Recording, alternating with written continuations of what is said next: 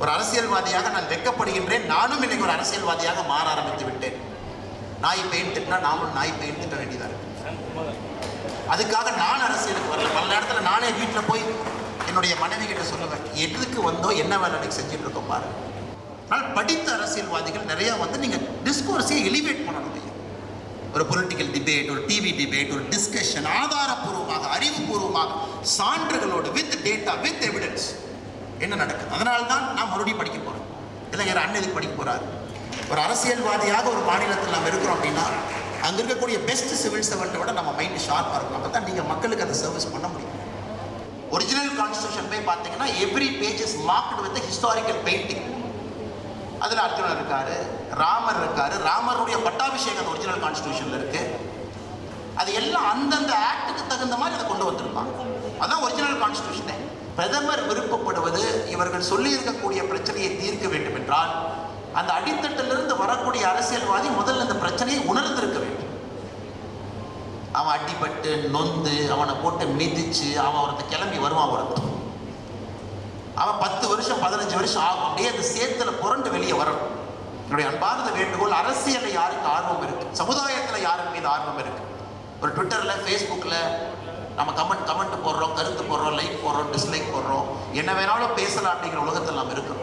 ஒரு அகாடமிக் ஓரியன்டா ஒரு higher level ஸ்டேட்ஸ்மேன்ஷிப் டிஸ்கோர்ஸை கொண்டு போக வேண்டும் என்றால் முதல் அரசியல்வாதிகள் படிக்க ஆரம்பிக்க வேண்டும். இது என்னுடைய அன்பான வேண்டும். நம்பர் 2. நம்பர் 3, நான் எங்கே இருக்கேன். இது இன்றைக்கும் தமிழகம் உட்பட எல்லா மாநிலத்திலும் அதான் நடக்குது.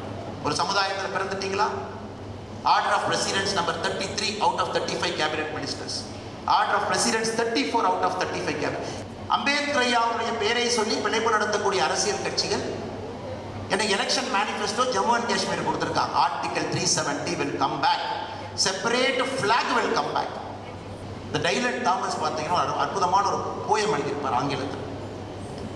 Do not go gentle into the good night. Old age should burn and rave at the closing of the day. Rage and rage against the dying of the night. அது மாதிரி ஒரு போயம் இருக்கும். இது இன்டர்ஸ்டெல்லார் மூவியில் Christopher Nolan மிக அற்புதமாக இந்த போயமை capture பண்ணி அந்த படத்தில் ஒரு தீமா கொண்டு வந்திருப்பார். இந்த இன்டர்ஸ்டெல்லார் படம் முழுவதுமே Do not go gentle into the good night. அதாவது காலம் நெருங்கி வரும் பொழுது அதை வேகமாக சாய்ந்து கொடுக்காது. Do not go gentle. சண்டை போட்டு காலத்தினோட கடைசி நேரத்தில் போராடு. Old age should burn and rave at the closing of day. நேரம் நமக்கு குறைந்து கொண்டிருக்கிறது என்று தெரியும் பொழுது உன்னை இன்னும் வருத்தி கொண்டு பணியை செய். Rage and rage against the dying of the night. கண் முன்னால் வெளிச்சம் குறைய ஆரம்பிக்கும் பொழுது அந்த சினமும் அரச்சனமும் அப்படியே இருக்கணும் அப்படிங்கிறான். அதற்கு அற்புதமான உதாரணம் டாக்டர் HV ஹண்டே அவர்கள். இங்கே இருக்கக்கூடிய ஐயா சந்தோஷம் அற்புதமான உதாரணம். செய்யக்கூடிய சாதனைகளுக்கு வயது ஒரு தடை இல்லை. எந்த வயசில் என்ன வேணாலும் செய்யும். 159 கடிதங்கள் கட்சியினுடைய மூத்த ஒரு தலைவராக, கட்சியினுடைய ஒரு தொண்டனுக்கு 159 கடிதம். பேப்பரில் எந்த கட்டிங் வந்தாலும் அவருடைய ஹிஸ்டாரிக்கல் பெர்ஸ்பெக்டிவ் அனாலிசிஸ், என்ன நடக்குது, அடுத்து என்ன நடக்கும், 6 மாதம் கழிச்சு இந்த கட்சி என்ன ஸ்டாண்ட் எடுக்கும், நீட்டாக குறிப்பு போட்டு ஆஃபீஸ் அனுப்பிடுவார். அதை படிச்சுட்டு நான் ரிப்ளை கொடுக்கணும். ஐயா படித்தேன், இதெல்லாம் பார்த்தேன், கற்றுக்கிட்டேன். அந்த அளவுக்கு ஒரு ஆளுமை இருக்கக்கூடிய மனிதன் ஐயா HV ஹண்டே. எத்தனையோ புத்தகங்கள் எழுதியிருக்காருங்க. அது ஒரு புதுசு கிடையாதுங்க ஐயாவுக்கு. ஆனால் 2 முக்கியமான புத்தகங்கள் எனக்கு ரொம்ப விருப்பப்பட்டு தமிழ்நாட்டில் இன்னும் நம்ம அதிகமாக பேச வேண்டியது ஐயாவுடைய கம்பராமாயணத்தினுடைய ஆங்கில மொழிபெயர்ப்பு. அது இன்னும் பேசப்பட வேண்டும் என்பது என்னுடைய ஆசை. காரணம், கம்பராமாயணம் ஒரு சாதாரணமான ஒரு இலக்கியம் கிடையாது. தமிழகத்தினுடைய ஆளுமை மிக்க மனிதர்கள் பல இடத்துல தமிழ்நாட்டை தாண்டி வெளியே செல்ல வேண்டும். அதற்கு ஒரு அற்புதமான கம்பராமாயணத்தினுடைய ரெண்டிஷன் இன் ஆங்கிலம் ரொம்ப கஷ்டம் ஐயா. Because the richness of Tamil language is so high. அதை நீங்கள் அப்படியே ஆங்கிலத்தில் அப்படியே மொழிபெயர்த்துட்டு போக முடியாதுங்க. தெரியாது, புரியாது, அதனுடைய தாக்கம் தெரியாது. அது ஒரு மனிதன் அற்புதமாக மொழிபெயர்த்திருக்கின்றார். அது எல்லோரும் இந்தியாவில் படிக்கணும் அப்படின்னா ஹண்டே ஐயாவுடைய ஆங்கில மொழிபெயர்ப்பு கம்பராமாயணம். அதனால தான் பார்த்தீங்கன்னா அந்த புக்கை பெருமையாக தூக்கி காட்டினாங்க. நீ யோசிச்சிருக்கல எதற்கு அந்த புக்கை எடுத்து காட்டினாங்க.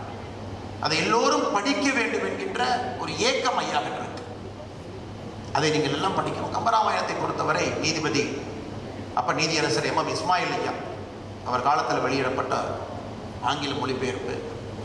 அதுவும் தமிழகத்தில் முகமது ரேலா போன்ற அற்புதமான மனிதர்கள் எல்லாம், ரேலா ஹாஸ்பிட்டலுடைய சேர்மன், அவங்க எல்லாம் கம்பராமாயணத்தை கரைத்து குடித்து பொது மேடையில் பொது இடத்துல பேசணும். இஸ்லாமிய சொந்தங்கள் கம்பராமாயணத்தை authority, some of the best authority and Kambaramayanam தமிழில் பார்த்தீங்கன்னா இஸ்லாமியர் பெஸ்ட் அத்தாரிட்டி, நீதிபதி, டாக்டர்ஸ், பட்டி தொட்டிகள். ஆனால் ஏதோ ஒரு காரணத்திற்காக ஒரு சின்ன தடங்கல். அந்த கம்பராமாயணம் எந்த அளவுக்கு செல்ல வேண்டுமோ செல்லாமல் இருக்கு. அதை இந்த மேடையில் ஐயாவின் சார்பாக நான் உங்களுக்கு வைக்க வேண்டிய அன்பான வேண்டுகோளாக வைக்கின்றேன். ஐயாவுடைய கம்பராமாயண புத்தகத்தை எல்லா இடத்துலையும் நீங்கள் சேர்த்தணும், படிக்கணும். அது மிக மிக முக்கியம். குறிப்பாக அந்த 2 புத்தகத்தை நாம் எல்லோருமே படிக்க வேண்டும். ஏன்னா நிறைய கன்சர்ன்ஸ் ரைஸ் பண்ணியிருக்கிறாங்க. ஐயா விஸ்வநாதன் அவர்கள் பேசும்பொழுது ஒரு மிக முக்கியமான 2 கன்சர்னை ரைஸ் பண்ணாங்க. அம்பேத்கர் ஐயா கான்ஸ்டிடியூஷன் அசம்பிளி டிபேட்டுடைய கடைசி ஸ்பீச்சில் ஹிஸ் விஷன் ஆஃப் பாலிடிக்ஸ் என்ன, இன்னைக்கு பாலிடிக்ஸ் எப்படி இருக்கு, மிக முக்கியமான ஒரு பார்வை. 2வது முக்கியமான பார்வை கான்சன்ட்ரேஷன் ஆஃப் வெல்த். குறிப்பாக நம்முடைய நாடு, எல்லா நாடுகளிலும் இருக்கக்கூடிய பிரச்சனை, சைனா உட்பட. சைனா டாலர் பில்லியனர்ஸ்லாம் பார்த்தீங்கன்னா ஒரே நாட்டில் 200 தொட்டுக்கிட்டு இருக்கு. டாலர் பில்லியனர்ஸ் இவ்வளோ அதிகமாக கொண்டிருக்கின்றார்கள். இந்த gap between rich and poor ரொம்ப அதிகம். அதற்கு அண்ணன் ரங்கராஜ் பாண்டே அவர்கள் அற்புதமாக ஒரு விளக்கம் கொடுத்தாங்க. இந்த prime ministers completely aware of this. சண்டை போட்டு போட்டி போட்டு வேலை செய்து கொண்டிருக்கின்றார்கள். இந்தியாவிற்கு இன்னும் 20 ஆண்டுகள் கழித்து வரக்கூடிய முதல் பிரச்சனை என்பது இந்த அன்ஈக்குவல் டிஸ்ட்ரிபியூஷன் ஆஃப் வெல்த் என்பதுதான் முதல் பிரச்சனையாக இருக்கும் என்பதை பிரதமர் 2010 பேசுகிறாங்க. Oligopoly, monopoly உடைக்கிறோம். Concentration of wealth உருவாகக்கூடாது என்று நினைக்கின்றோம். குறிப்பாக 43% நம்ம ஆட்சிக்கு வருவதற்கு முன்பு சுரேஷ் டெண்டுல்கர் ரிப்போர்ட்டில் பிலோ பாவர்ட்டி லைன் அவங்கள மேலே கொண்டு வரணும். சுய தொழில் தொடங்கணும், ஆண்டர்பிரினர்ஸை கிரியேட் பண்ணணும், Mudra loans, SMEs. India doesn't need 1 billionaire, India needs 1 lakh lakhpati என்பதற்காக பெண்களை எல்லாம் இன்னைக்கு லட்சாதிபதி அக்காக்களாக உருவாக்கி கொண்டிருக்கின்றோம். ஸோ ஐயாவுடைய கருத்து மிக முக்கியமான கருத்து, 2 கருத்துக்கள். அதை இன்னைக்கு லீடர்ஸ், அரசியல்வாதிகளாக நம்ம எப்படி அதை அட்ரஸ் பண்ண போறோம் அப்படிங்கிற கன்சர்னை வச்சிருக்கிறாங்க. I welcome it sir. அதனால தான் பிரதமர் அவர்கள் இந்த இண்டிபெண்டன்ஸ் டே ஸ்பீச்சில் ஒரு படி இன்னும் மேலே போயிட்டார். பிரதமர் சொல்றாங்க, எனக்கு இன்னும் 1 லட்சம் பேர் அரசியலுக்கு வரணும் அப்படிங்கிறாங்க. 1 லட்சம் இளைஞர்கள் அரசியலுக்கு வரணும். அவர்களுக்கு எந்த அரசியல் குடும்பத்தோடும் தொடர்பு இருக்கக்கூடாது. நான் பிரதமர் சொன்ன முதல் லைனை மட்டும் படிக்காதீங்க, 2வது 3வது லைனையும் படிக்கணும். 1 லட்சம் பேர் வரணும், எந்த அரசியல் குடும்பத்தோடு தொடர்பு இருக்கக்கூடாது, அவர்கள் குடும்பத்தில் யாருமே அரசியல் இருக்கக்கூடாது. அந்த 1 லட்சம் பேர் எனக்கு உடனடியாக வரணுங்கிறாங்க. எதுக்கு சொல்றாங்கன்னா, பிரதமர் விருப்பப்படுவது இவர்கள் சொல்லி இருக்கக்கூடிய பிரச்சனையை தீர்க்க வேண்டும் என்றால் அந்த அடித்தட்டிலிருந்து வரக்கூடிய அரசியல்வாதி முதல்ல இந்த பிரச்சனையை உணர்ந்திருக்க வேண்டும். அவன் அடிபட்டு நொந்து அவனை போட்டு மிதிச்சு அவன் ஒருத்த கிளம்பி வருவான். அவன் 10 வருஷம் 15 வருஷம் ஆகும், அப்படியே அந்த சேத்துல புரண்டு வெளியே வரணும். அந்த 1 லட்சம் பேர் இன்னைக்கு நமக்கு ஹெல்ப் பண்ண மாட்டான். அந்த 1 லட்சம் பேர் 20 ஆண்டுகள் கழித்து வரக்கூடிய பிரச்சனைக்கான தீர்வு இன்றைக்கு நாம் உள்ளே அனுப்பக்கூடிய அந்த 1 லட்சம் இளைஞர்கள் அரசியலுக்கு வர வேண்டும் என்று இந்த சுதந்திர தின உரையில் ரெட் கோட்ல பேசியிருக்காங்க. அந்த 1 லட்சம் பேர் உடனடியாக ஜெயிக்க மாட்டாங்க, பல எலெக்ஷன் தோத்து நின்று வரணும். அதை ஒரு மெசேஜ் அடுத்து நம்ம சொல்லியிருக்கக்கூடிய பிரச்சனை கான்ஸ்டியூஷன், அதை நாம் பாதுகாக்கணும், டிஸ்டார்ஷன் இருக்கக்கூடாது. எல்லாருமே பேசுகிறாங்க, நீதியரசர்கள் பேசியிருக்கிறாங்க. அதற்கு வரக்கூடிய அரசியல்வாதிகள், வரக்கூடிய தலைவர்கள், பிஸ்னஸில், இண்டஸ்ட்ரியில், எஜுகேஷனல் ஃபீல்டில், மீடியாவில், எல்லா துறையிலும் அது போன்ற அற்புதமான மனிதர்கள் வர வேண்டும். அதற்கு இந்த 1 லட்சம் பேர்த்தை பயன்படுத்தும். இதை சொல்ல வேண்டும் என்று எனக்கு தோன்றியது. ஏன்னா இதை பற்றி அதிகமாக நம்ம பேசணும். பிரதமருடைய சுதந்திர தின முறையில் எல்லாம் பேசணும். ஆனால் அந்த 1 லட்சம் அரசியல்வாதிகள் வேண்டும் என்று பிரதமர் சொன்னதை பேப்பரில் ஏதோ சைடில் அப்படி ஒரு லைனை போட்டுட்டு போயிட்டாங்க.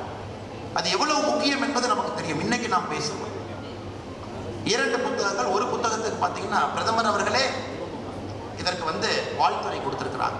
பிரதமர் ஆவதற்கு 1 ஆண்டு இருக்கும் பொழுது 2013 குஜராத்தினுடைய முதலமைச்சராக இருக்கும் பொழுது ஒரு லட்சுமி அண்டையா மேலே ரொம்ப ஒரு பிரியம் எனக்கு நன்றாக தெரியும். பல முறை அண்டே ஐயாவை பிரதமரை சந்திக்க வரும்பொழுது ரொம்ப பிரியமாக இருப்பாங்க அண்டே ஐயா. பிரதமர் அவர் காலில் விழுந்து ஆசீர்வாதம் வாங்குவாங்க. வீல் சேரில் வந்தாங்கன்னா பிரதமர் அவர்கள் அண்டே ஐயா வந்திருக்கிறாங்க பார்க்குறதுன்னு சொன்னால் அவர் அங்கிருந்து கிளம்பி வெளியே நடந்து போய் புரோட்டோகால்லாம் தாண்டி ஒரு முறை அண்டே ஐயாவை சந்தித்தாங்க. நானும் அப்போ கூட இருந்தேங்க ஐயா. அது பிரதமர் எவ்வளோ கஷ்டப்பட்டு வந்தாங்கிறதையும் நான் பார்த்தேன். பிரதமருடைய கிரீன் ரூம்லேருந்து வெளியே வந்தாங்க. எஸ்பிஜி கிட்ட ஏதோ சொன்னாங்க, இந்த மாதிரி போகணுன்னாங்க. அதை தாண்டி அந்த அண்ணா யூனிவர்சிட்டிக்குள்ளே ரொம்ப நெருடலான ஒரு பாதை, அதில் அப்படியே தாண்டி அவர் பாட்டுக்கு வந்தாங்க. எங்கே போகிறாங்கன்னு யாருக்குமே தெரியல. பின்னாடி வந்துகிட்டு இருந்தோம்.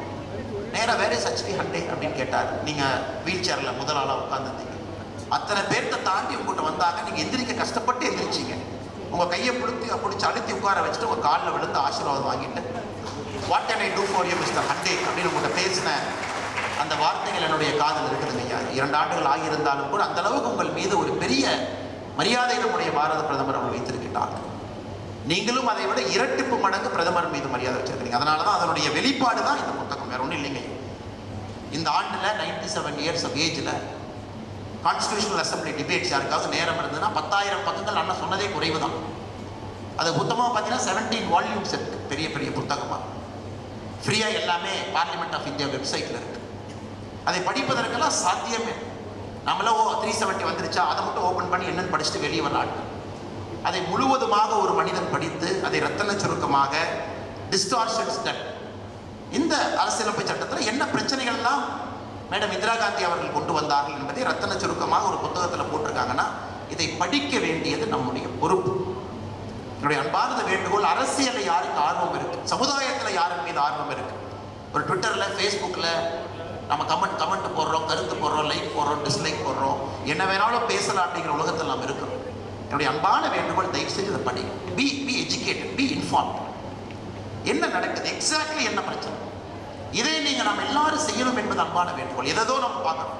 நெட்ஃப்ளிக்ஸில் ஒரு 3 மணி நேரம் படம் பார்க்குற நேரத்தில் பாதி புத்தகத்தை நீங்கள் படிச்சோம், பாதி புத்தகத்தை படிச்சு. குறிப்பாக பாரதிய ஜனதா கட்சியினுடைய தொண்டர்களுக்கு என்னுடைய அன்பான வேண்டுகோள், பாரதிய ஜனதா கட்சி 2 புத்தகத்தையும் கூட 5000 பிரதிகளை நம்ம வாங்கணும். 2 புத்தகங்களும் will get 5,000 காப்பீஸ்.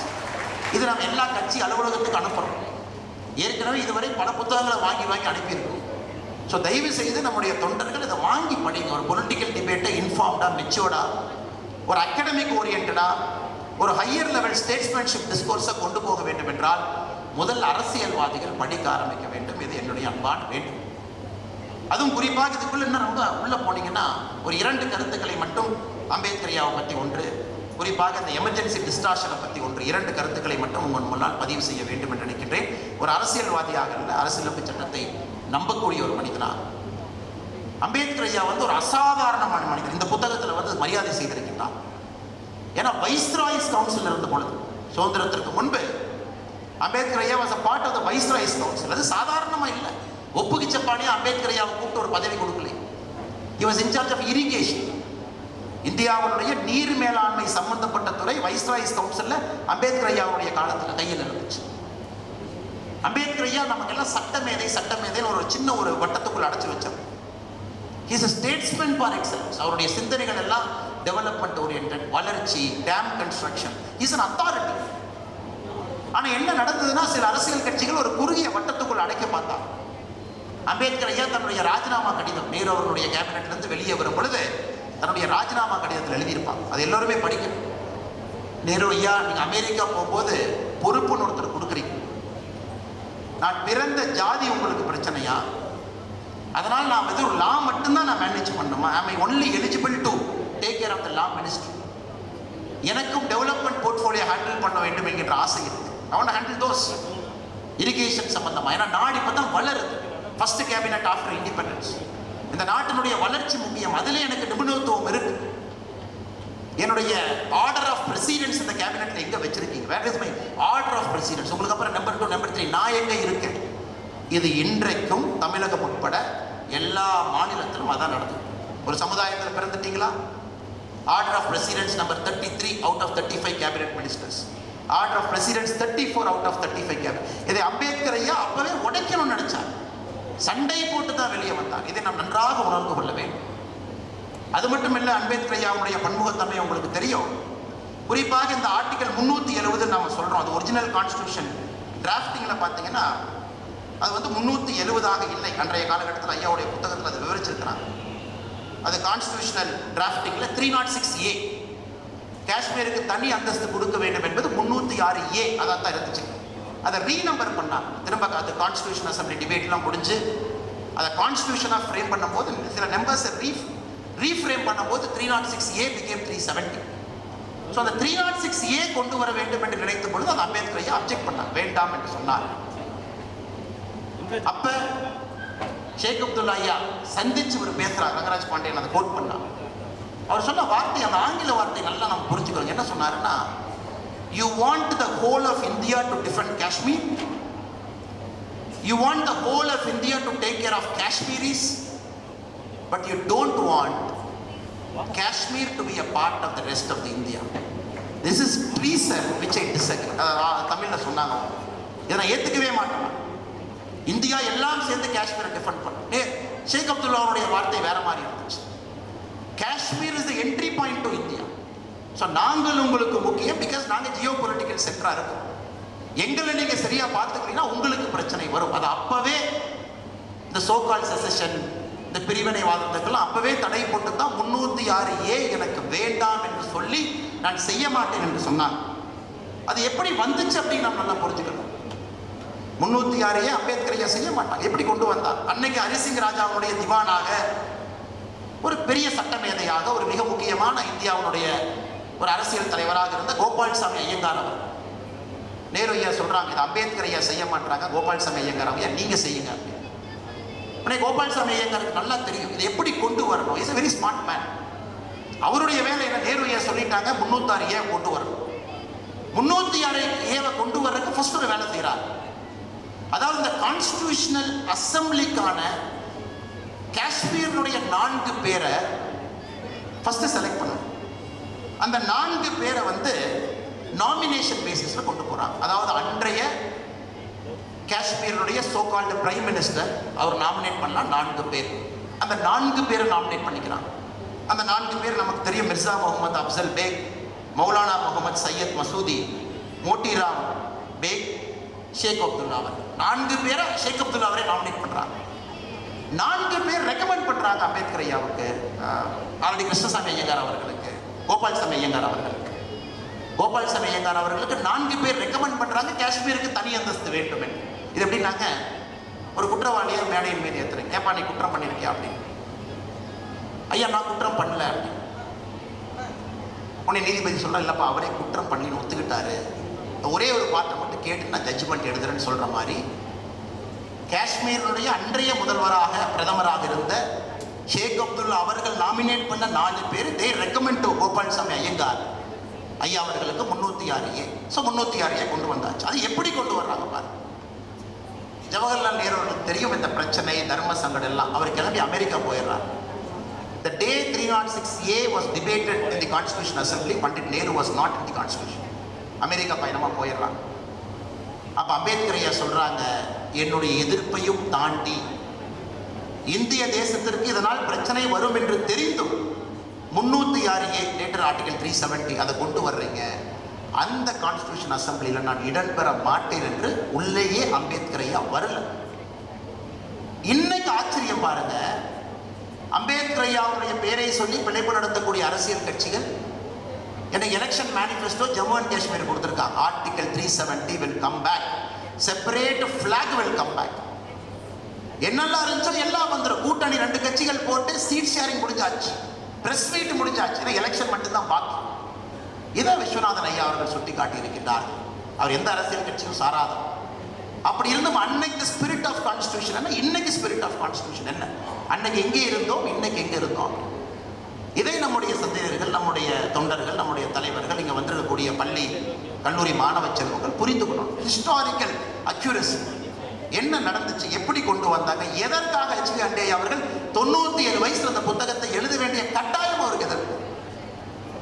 அதுவும் நான் இதை சொல்ல வேண்டாம் என்று நினைத்தேன், இருந்தும் சொல்லுகின்றேன். கிருஷ்ணகண்டையா இருக்கிறார், அவருடைய ஆற்றல் மிகுந்த மகன். இந்த புத்தகத்தை வெளியிட வேண்டும் என்று 8 மாதமும் முயற்சி செஞ்சாங்க. தலைவர்களுக்கெல்லாம் சொல்றோம், மத்திய அமைச்சர் ஒருத்தர் கூட்டிகிட்டு வரணும், we tried our best. Date வரும், ஏதோ ஒரு விதத்தில் கேன்சல் ஆயிடும். சில மனிதர்களை பிடிக்க போவோம், உங்கள் டேட் கிடைக்காது. உடனே அண்டேயாருக்கு ஒரு கடைசியாக ஒரு கடிதம் எழுதினாங்க. I want to see the book being released before I die அப்படின்னு ஒரு வார்த்தை அந்த அந்த எனக்கு எழுதிய 157வது கடிதத்தில் இருந்துச்சு. அப்போ நான் சொன்னேன், நம்முடைய அந்த கடைசியாக வர்றேங்க ஸ்ரீகாந்தனையும் தாயை பற்றி கடைசியாக பேசுவதற்காக தான் நான் வெயிட் பண்ணிட்டு. நான் சொன்னேன்னா இந்த மாதிரி ஒரு வார்த்தையை பயன்படுத்தியிருக்காரு. I want to see the book released before I dieங்கிற வார்த்தையை பயன்படுத்தியிருக்காரு.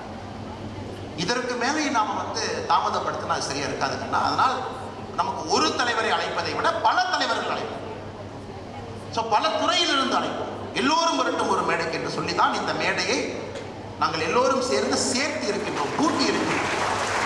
எல்லோரும் டாக்டர் HB ஆண்டே ஐயாவுக்காக வந்திருக்கின்றார்கள். அந்த நிகழ்வு எல்லோரும் வந்திருக்கிறாங்க. வேறு வேறு சித்தாந்தங்கள் இருக்குங்க எல்லாரும். அந்த நீதியரசர்கள் உங்களுக்கு தெரியும், தேர் ஷார்ப் அஸ் ரேசர் எட்ஜ். எந்த அரசியல் பக்கமும் வராது. இருந்தும் அவங்க அந்த டிஸ்டார்ஷன்ஸ் ஆஃப் இந்திரா காந்தி அம்மான் போட்ட ஒரு கவர் போட்டிருக்கக்கூடிய புத்தகத்திற்கு அவங்க வந்திருக்கின்றாங்க. நம்ம எவ்வளவு பாராட்டணும் பாருங்க. அடுத்து இந்த அரசியலமைப்பு சட்டத்தினுடைய டிஸ்டார்ஷனை பற்றி ஒரே ஒரு கருத்தை நான் முன்னால் வைக்க விரும்புகிறேன். இதில் எத்தனையோ விஷயங்கள் நாம் பேசியிருந்தாலும் கூட மாபெரும் தவறு, மிகப்பெரிய தவற அம்மையார் இந்திரா காந்தி அவர்கள் செஞ்சார். எதற்குன்னு எல்லாத்துக்குமே தெரியும். அவங்களுடைய எலெக்ஷன் ஏஜென்ட்னுடைய பேர் யஷ்பால் கபூர். நானும் எலெக்ஷன் போட்டி போட்டிருக்கேன், எல்லாரும் எலெக்ஷன் போட்டி போட்டிருக்காங்க, எல்லாரும் மேடையின் மீது இருக்கும். எலெக்ஷன் ஏஜென்ட், எலெக்ஷனுக்குள்ள போறவங்க இன்னைக்கு தமிழ்நாட்டில் யாராச்சும் எலெக்ஷன் கண்டெஸ்ட் போனால் தெரியும், ஆனால் அவங்க இண்டிபெண்டன்ட் டைரக்டராக இருக்கக்கூடாது, அவங்க கட்சி நாமினியாக இருக்கக்கூடாது, எந்த அரசாங்கம் சம்மந்தப்பட்டதாக இருக்கக்கூடாது, அவங்க மட்டும்தான் ஏஜென்ட். ஆனால் இந்திரா காந்தி அம்மையாருடைய சீஃப் ஏஜென்ட்டே Yashpal Kapoor was a OSD in the prime minister's office. ஏன்னா எலெக்ஷன் ப்ராசஸை கண்ட்ரோல் பண்ணுறதுக்கு பிரைம் மினிஸ்டர் ஆஃபீஸ்னுடைய ஆஃபீஸர் ஆன் ஸ்பெஷல் டியூட்டியை போடுறாங்க, சீஃப் எலெக்ஷன் ஏஜென்ட். நம்புறீங்களா? இது ஓப்பன் அண்ட் ஷட் கேஸ். அதன் பிறகு அவர்கள் பயன்படுத்தக்கூடிய ஓவர் ஸ்பெண்டிங். ஐயா சொன்னாங்க ADM Jabalpur versus Shukla, one of the most famous judgments. அதே நேரத்தில் உச்சநீதிமன்றம் கொடுத்திருக்கக்கூடிய அந்த தீர்ப்பு, ஹெபியஸ் கார்பஸுக்கும் ஒரு தீர்ப்பு பயங்கர பெரிய சர்ச்சைக்குள்ளாய் அது இன்னும் நாம் தொடர்ந்து பேசிக் கொண்டிருக்கின்றோம். அது எல்லாம் காரணமாக அமர்ந்து எமர்ஜென்சிக்குள்ள அப்படியே போக ஆரம்பிக்கிறோம். எவ்வளவு அநியாயம் எமர்ஜென்சியில் பண்ணியிருக்காங்க பாருங்க. ஐயா அதை ரொம்ப அற்புதம் பண்ணியிருக்காங்க. மீசா சட்டத்தில் கைது பண்றாங்க. ஆனால் மீசா சட்டத்தை யாருமே கேட்கக்கூடாது என்பதற்காக 9th ஸ்கெடியூலில் கொண்டு வந்து ஒழிச்சு வைக்கிறாங்க. 1,00,000க்கு மேற்பட்ட 1,14,000 பேர் மீசா சட்டத்தில் கைது பண்ணாங்க. ஆனால் எந்த கோர்ட்டும் கேள்வி கேட்கக்கூடாது. அப்போ தூக்கி 9th ஸ்கெடியூலில் போடும், ஜுடிஷியல் ஓவர்வியூவை கட் பண்ணி. எந்த அளவுக்கு போயிருக்கிறாங்கன்னா ஃபேமிலி பிளானிங் ஒரு பக்கம் நடந்துச்சு. இதை பற்றி நான் முன்னாடி கூட ரங்கராஜ் பாண்டியன் இருக்கும்போது இன்னொரு நிகழ்வில் பேசணும். They hunted down IAS and IPS officers, including Rajasthan. ஒரு பேர் சொன்னோம். இந்திரா காந்தி அம்மையாருக்கு எதிராக தீர்ப்பு வந்த பொழுது கோர்ட்டை எதிர்த்து ஒரு கூட்டம் போடணும் ராஜஸ்தான். அதற்கு பஸ் கொடுக்கல அப்படிங்கிறதுக்காக ராஜஸ்தான் எலக்ட்ரிசிட்டி போர்டுடைய சேர்மன் எமர்ஜென்சி டிக்ளேர் பண்ணி தூக்கி வெளியே வீசினான். எந்த IAS IPS அதிகாரி ஒத்து வரவில்லை, தூக்கினான். 2 ஆட்சிகள் மட்டும்தான் எமர்ஜென்சி காலகட்டத்தில் இந்திரா காந்தி அம்மையாருக்கு எதிராக இருந்துச்சு. தமிழ்நாடு ஒன்று, பஞ்சாப், ஹரியானா. தூக்கி போடு 2 டிஸ்மிஸ் பண்ண 356. இதெல்லாம் தாண்டி இன்னொரு அட்டூழியம் பண்ணான். The election of speaker, the election of prime minister, the election of president, election of vice பிரசிடென்ட்டை எந்த கோர்ட் ஆஃப் லாலையும் யாரும் கேள்வி கேட்க முடியாது. ஐயா அதை பற்றி ரொம்ப அழகாக சொல்லியிருக்கிறாங்க. 39வது அமெண்ட்மெண்ட். அப்படின்னா அந்த 4 பேரை எலெக்ஷனுக்கு அப்புறம் யாரும் பிரைம் மினிஸ்டர் ஃப்ராட் பண்ணி ஜெயிச்சிக்கலாம், அந்த கோர்ட்டுக்கு போக முடியாது. இந்த 4 பேர் அது எப்படி பாஸ் பண்ணாங்க அல்டிமேட். இந்த 39வது அமெண்ட்மெண்ட் பார்த்தீங்கன்னா லா மினிஸ்டர் HR கோகலே வியாழக்கிழமை அன்னைக்கு ஆகஸ்ட் 7, 1975 இந்தியன் கான்ஸ்டிடியூஷன் 39th அமெண்ட்மெண்ட்டை கொண்டு வர்றாங்க. எங்கீங்க பார்லிமெண்ட் கொண்டு வர்றாங்க வியாழக்கிழமை. வெள்ளிக்கிழமை பார்லிமெண்ட்ல பில்லு பாஸ் ஆயிடுது. ஆனா உங்களுக்கு தெரியும், இது மாநிலத்தையும் மத்திய அரசையும் சார்ந்திருக்கக்கூடிய சட்டம் அப்படினால மாநில அரசு ஒப்புதல் கொடுக்கும். வியாழக்கிழமை கொண்டு வந்தாச்சு, வெள்ளிக்கிழமை பாஸ் பண்ணியாச்சு. சனிக்கிழமை சம்பந்தமே இல்லாம 17 மாநிலத்துல சட்டப்பேரவை கூடுது. எல்லாம் சேர்ந்து 39th அமெண்ட்மெண்ட்டை நாங்கள் சப்போர்ட் பண்றோம். சனிக்கிழமை யாரு சொன்னாங்க, அட்வான்ஸ் நோட்டீஸ் யாருக்கு தெரியாது. ஞாயிற்றுக்கிழமை நல்லா வச்சுக்க, ஞாயிற்றுக்கிழமை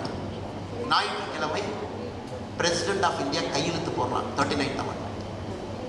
ஞாயிற்றுக்கிழமை மத்தியானம் 3 மணிக்கு ஹை செக்யூரிட்டி இந்தியன் பிரிண்டிங் பிரஸ்ல அது பிரிண்ட் ஆகி வெளியே வருது 39th அமெண்ட்மெண்ட். ஏன்? திங்கட்கிழமை அன்னைக்கு சுப்ரீம் கோர்ட்ல ஹியரிங் வருகின்றது என்கின்ற ஒரே காரணத்திற்காக வியாழக்கிழமை 39th அமெண்ட்மெண்ட், வெள்ளிக்கிழமை பார்லிமெண்ட்ல பாஸ் பண்ணாங்க. சனிக்கிழமை 17 சட்டப்பேரவைகள் கூடி அதை ஆமோதிக்கிறாங்க, வரவேற்கிறாங்க. ஞாயிற்றுக்கிழமை காலையில் ஜனாதிபதி கையெழுத்து போடுறாங்க. ஞாயிற்றுக்கிழமை மத்தியானம் printing press, high security printing press open பண்ணி பிரிண்ட் பண்ணுறாங்க. திங்கட்கிழமை அன்னைக்கு சுப்ரீம் கோர்ட்டில் போய் அட்டார்னி ஜெனரல் என்ன சொல்லணும், சார் 39th அமெண்ட்மெண்ட் பாஸ் பண்ணிட்டோம், உங்களுக்கு எந்த ரைட்ஸும் கிடையாது, குட் பை சார், பை பைன்னு சுப்ரீம் கோர்ட்லேயே சொல்வதற்காக 4 நாட்கள் நடந்த நாடக காட்சி. இது போல பல விஷயங்கள் உள்ள இருக்கு. அதை நீங்கள் படிக்கணும். Very important, very important. ஒரு அமெண்ட்மெண்ட் ஏன் வந்துச்சு, எப்படி வந்துச்சு, அதை ஃபைட் எப்படி பண்ணி கொண்டு வந்தோம். அதனால் என்னுடைய அன்பு சொந்தங்களுக்கு என்னுடைய அன்பார்ந்த வேண்டுகோள், 1954 97 வரை ஆர்டிகல் 356 106 முறை பயன்படுத்தப்பட்டிருக்கிறது. அதுக்கு மேலே நான் பேசுகிறது அரசியல் ஆயிரும், அந்த மேடையில் பேசக்கூடாதுங்க. வந்திருக்கக்கூடிய கண்ணியமான தலைவர்களுக்கு நான் மதிப்பளிக்க வேண்டும். அதனால் இன்னைக்கு நடக்கிற இந்த கூத்தை நீங்கள் பார்க்குறீங்க. அதான் ஐயாவிட்ட கேட்டேன், நம்ம ராதாகிருஷ்ணன் ஐயாட்டன்னா, அண்ணன் ராகுல் காந்தி அவர்கள் ஒரு ரெட் கலர் புக்கை தூக்கி சுற்றுறாரு, என்னங்கன்னா நீங்கள் பிளாக் கலரோட வந்திருக்கிறீங்க. ஏன்னா நமக்கு தெரியும் கருப்புக்கும் ஐயாவுக்கும் பெரிய சம்பந்தம் இருக்குன்னு நமக்கு தெரியும். அவர் சொன்னாங்க, அதுக்கு இல்லைங்க, இந்த புக்கை திறந்து நான் காட்ட போகிறேன், இந்த புக்குடைய பெயிண்டிங்கை பாருங்க. ஏன்னா உங்களுக்கு தெரியும் ஒரிஜினல் கான்ஸ்டியூஷன் போய் பார்த்தீங்கன்னா every page is marked with historical painting.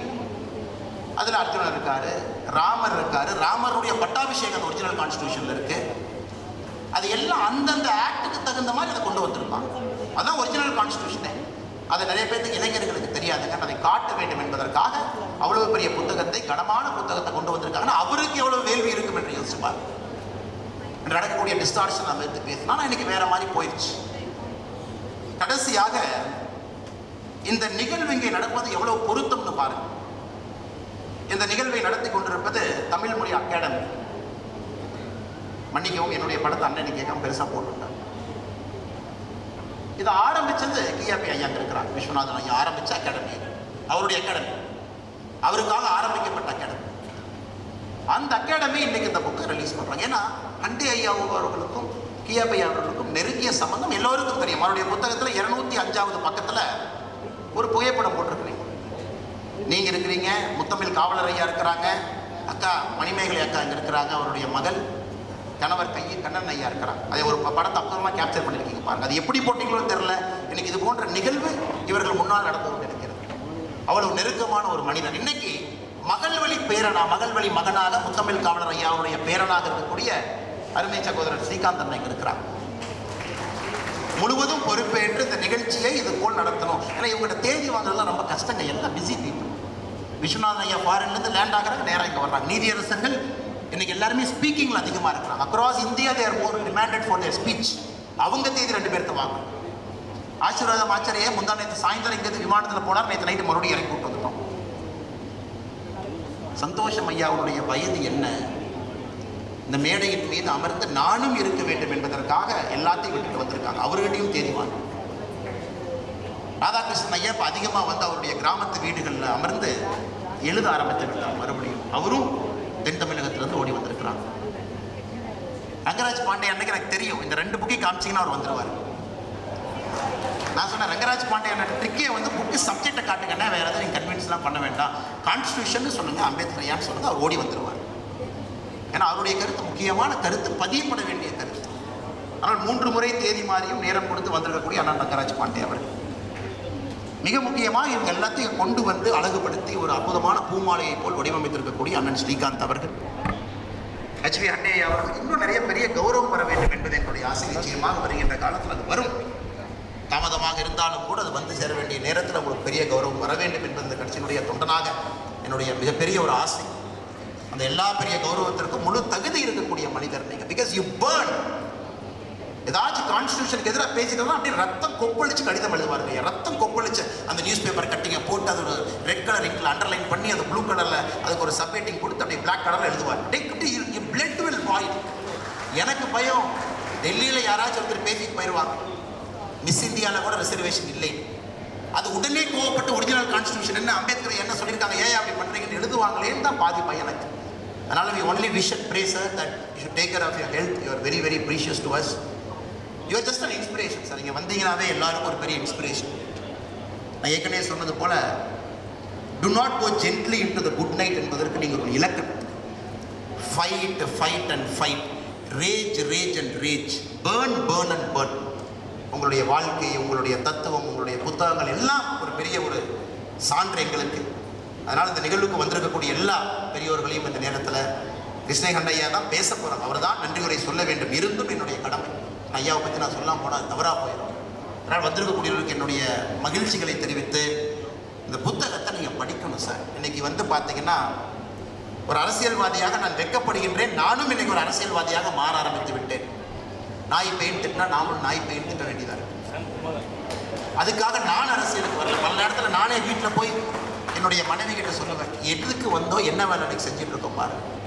இன்னைக்கு பிரஸ்ல இந்த கேள்வி கேட்டாங்க, இந்த பதில் சொன்னேன். காரணம் political discourse has gone to the cutter. ஆனால் படித்த அரசியல்வாதிகள் நிறைய வந்து நீங்க டிஸ்கோர்ஸை எலிவேட் பண்ணணும். ஒரு பொலிட்டிக்கல் டிபேட், ஒரு டிவி டிபேட், ஒரு டிஸ்கஷன் ஆதாரப்பூர்வமாக அறிவுபூர்வமாக சான்றுகளோடு வித் டேட்டா வித் எவிடன்ஸ் என்ன நடக்குது. அதனால தான் நான் மறுபடியும் படிக்க போறேன். இளைஞர் அண்ணன் இதுக்கு படிக்க போறாரு. ஒன்று, நம்முடைய அறிவை வளர்த்துக் கொள்ள வேண்டும். I always believe a politician should have better brains than the best civil servant of that state அப்படிங்கிறது என்னுடைய ஃபீலிங். எப்பொழுது ஒரு அரசியல்வாதியாக ஒரு மாநிலத்தில் நாம் இருக்கிறோம் அப்படின்னா அங்கே இருக்கக்கூடிய பெஸ்ட் சிவில் சர்வெண்ட்டை விட நம்ம மைண்டு ஷார்ப்பாக இருக்கும். அப்போ தான் நீங்கள் மக்களுக்கு அதை சர்வீஸ் பண்ண முடியும். அதனால் நானும் HV அண்டைய வழியில் மேலே இருக்கக்கூடிய தலைவர்கள் வழியில் படிப்புக்கு முக்கியத்துவம் எப்பொழுதும் கொடுக்கக்கூடிய மனிதன், படிப்பதற்கு முக்கியத்துவம் கொடுக்கக்கூடிய மனிதன் நீங்களும் செய்து கொண்டிருக்கின்றீர்கள். குறிப்பாக இளையவர்கள் இன்னும் அதிகமாக செய்ய வேண்டும் என்று சொல்லி VIT ஐயா செல்வம் வந்திருக்கின்றார்கள். அவர்களுக்கும் என்னுடைய நன்றிகளை தெரிவித்து, முன்னறிக்கையில் எல்லோருமே HV அண்டையனுடைய ஃபாலோவர்ஸ். முன்னாள் அமைச்சர் ஐயா அங்கே ஆனந்தன் ஐயா இருக்கிறாங்க. டிடிவி தினகரன் ஐயா கட்சியில் இருக்கக்கூடிய மூத்த தலைவர் ஐயா வந்து ஷால் போட்டு போயிட்டாங்க, எம்எல்ஏவாக இருந்தாங்க. எல்லா அரசியல் கட்சியிலேருந்து எல்லாம் வந்திருக்கிறாங்க. எல்லாரும் கேட்டால் நாங்கள் HV அண்டை ஐயா ஃபாலோவர்ஸ். அங்கே தலித் குடிமன் ஐயா இருக்கிறாங்க. எல்லாருமே இங்கே இருக்கிறாங்க. பெரிய தலைவர்கள். பாரதிய ஜனதா கட்சியை பற்றி நான் சொல்ல விரும்பல. காரணம் நம்ம ஹோஸ்ட் எங்களுடைய எல்லா சீனியர் லீடர்ஸ் இங்கே இருக்கிறாங்க. வைஸ் பிரசிடென்ட்ஸ் இருக்கிறாங்க, செக்ரட்டரிஸ் இருக்கிறாங்க, யங்ஸ்டர்ஸ் எல்லாம் முன்னிறுக்கையில் இருக்கிறாங்க, தொண்டர்கள் இருக்கிறாங்க. அதனால் நம்ம இந்த அரசியல் வேற்றுமையை ஒரு பக்கம் வச்சுட்டு நாட்டிற்காக, அரசியலமைப்பு சட்டத்திற்காக, ஐயா அம்பேத்கர் அவர்களுக்காக let us first challenge ourselves to improve as a politician, to improve the quality of discourse. அதை மக்கள் people deserve it. people கேட்கக்கூடியது நிச்சயமாக அது எதிர்பார்க்குறாங்க. நாம் ஒரு பெட்டர் அரசியல்வாதிகளாக இருக்க வேண்டும் என்று அதை செய்வதற்கு நாம் கடமைப்பட்டிருக்கின்றோம். அதற்கு இந்த 2 புத்தகங்களும் உங்களுக்கு நிச்சயமாக அமையும் என்று சொல்லி வாய்ப்பு கொடுத்த அண்ணன் ஸ்ரீகாந்த் கருணேஷ் அவர்களுக்கும் அவருடைய தாய் மணிமேகலை அவர்களுக்கும் இங்கே வந்திருக்கக்கூடிய எல்லோருக்கும், குறிப்பாக அமைப்பு பொதுச் செயலாளர் கேசவ நாயந்தி அவர்களுக்கும் நன்றி தெரிவித்து என்னுடைய உரையை முடித்துக் கொள்கிறேன்.